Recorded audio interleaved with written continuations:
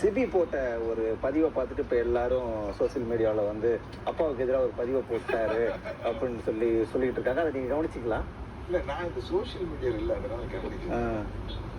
என்ன வந்து இல்லை, அந்த இது போட்டிருந்தாரு, அந்த விஜய் சொன்ன ஒரு டைலாக் போட்டிருந்தாரு, உசு பேத்துறவங்க கிட்ட உம்மனும் கடுப்பேத்துறவங்க கிட்ட கம்முன்னு இருக்கணும் அப்படின்னு சொல்லி. அது படத்துல சொல்ல ஒரு ஆடியோ லான்ச்ல பேசினாரு. அதை எடுத்து போட்டதுனால அப்பாவுக்கு பதில் கொடுத்துட்டாரா சிபி அப்படின்னு சொல்லி.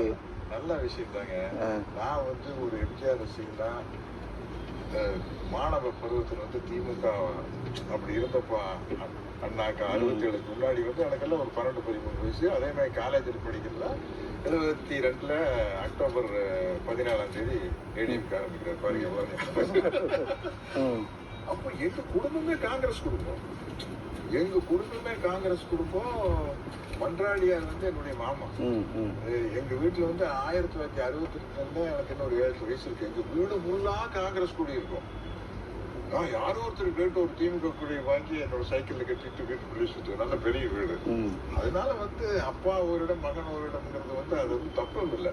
நம்ம இவரு EVKS இளங்கோவன் பாருங்க, அவங்க அம்மா வந்து அதிமுக மந்திரி. இவரு வந்து கடுமையா ஜெயலலிதா அட்டாக் பண்றவர்.